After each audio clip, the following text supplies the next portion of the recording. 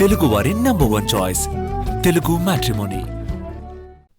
Right, మాజీ మంత్రి ధర్మాన ప్రసాదరావు మాట్లాడుతున్నారు. ఇప్పుడు లైవ్ చూద్దాం.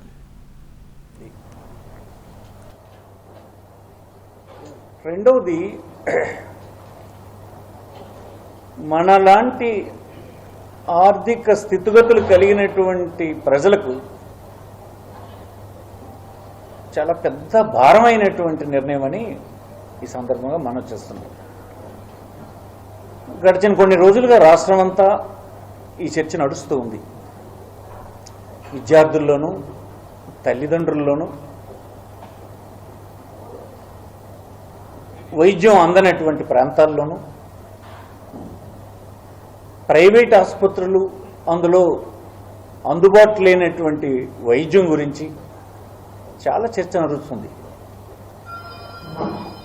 ఈ సందర్భంలో ఇంకా డీటెయిల్స్లోకి నేను పోనక్కర్లేదు. మన రాష్ట్రానికి అనుభవాలు ఒకసారి చూస్తే కరోనా బారిన మనం పడ్డాం గడిచిన ప్రభుత్వ కాలంలో.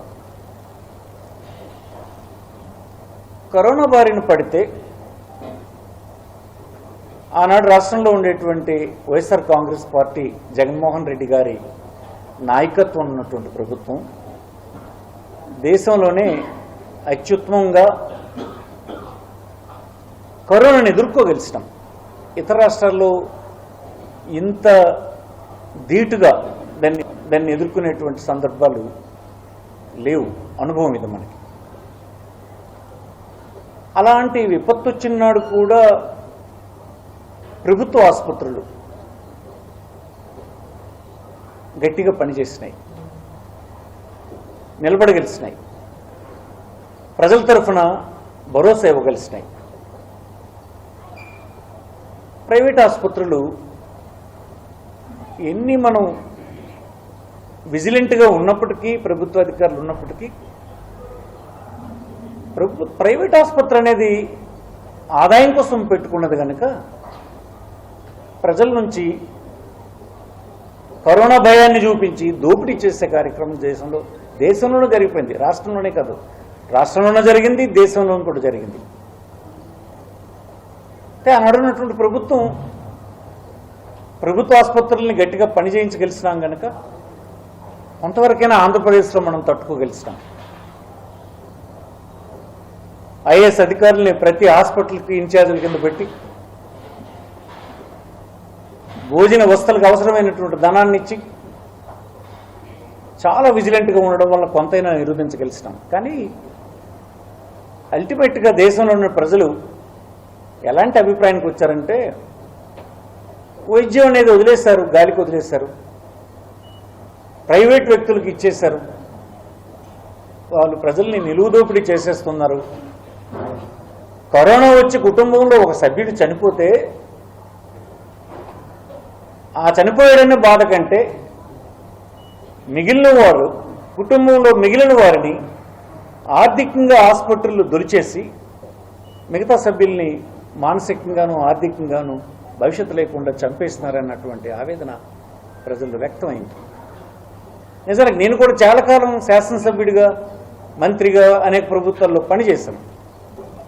నాకు కూడా అదే అభిప్రాయం. ఇప్పటికీ భారతదేశంలో, మన రాష్ట్రంలో వైద్యం అనేది మనం సరిగా చేయలేకపోతున్నాం. ఇచ్చేస్తున్నాం, ప్రైవేట్ పీపుల్కి ఇచ్చి మీరు దోచుకోండి అని వదిలేస్తున్నాం. ఇంత ప్రభుత్వాలు కలిగి 80 సంవత్సరాలు స్వాతంత్రానంతరం అనుభవం కలిగి నేడేమో మీరు ఇష్టానుసారం దోచుకోండి, మీ ఇష్టం అన్నటువంటి స్వతంత్ర రాజ్యంలో ఇచ్చేస్తే ఇది ప్రభుత్వాలకి, ప్రజలు ఎన్నుకున్న ప్రభుత్వాలకి ధర్మమేనా అడుగుతున్నాను. మనకున్న రాజ్యాంగం ఏం చెప్తుంది? ప్రజల ఆరోగ్యం అనేది కాన్స్టిట్యూషనల్ రైట్. ఇది నీ విధి, నీ అత్యంత ప్రాథమికమైనటువంటి నీ తాలూకు బాధ్యతల్లో ఇది ఒక బాధ్యత. ప్రజల తాలూకా ఆరోగ్యాన్ని కాపాడడం అనేది నీ బాధ్యత. అది చేయలేకపోతే మరి ప్రభుత్వాలు ఎందుకు? మిగతావన్నీ మీరు చేస్తారా లేదా అనేది సెకండరీ. విద్యకు సంబంధించి, ఆరోగ్యానికి సంబంధించి ప్రాథమికంగా ఉండేటువంటి బాధ్యతను కూడా మీరు స్వీకరించకపోతే ఎలాగా? దానికి వ్యతిరేకంగా నిర్ణయాలు చేస్తుంటే ఎలాగా? ఈనాడు రాష్ట్రంలో ఉండేటువంటి 9 కళాశాలలు గడిచిన కాలంలో జగన్మోహన్ రెడ్డి గారి నేతృత్వంలో ఉండేటువంటి వైఎస్ఆర్ కాంగ్రెస్ పార్టీ ప్రభుత్వం శాంక్షన్ చేసినటువంటి కాలేజీలు ఏ ప్రాతిపదికన చేశారు? 26 జిల్లాలు ఈ రాష్ట్రంలో ఉంటే, ఆంధ్రప్రదేశ్లో ఉంటే, ఏ జిల్లాకైతే ఆసుపత్రి అవకాశం లేదు, ప్రజలకు, సామాన్యమైన ప్రజలకు ప్రభుత్వ పరంగా వైద్యం అందించడం కష్టమవుతున్నటువంటి జిల్లాలను ఐడెంటిఫై చేసి ఆ జిల్లాల్లో ఈ కాలేజీలన్నీ ఇవ్వడం జరిగింది.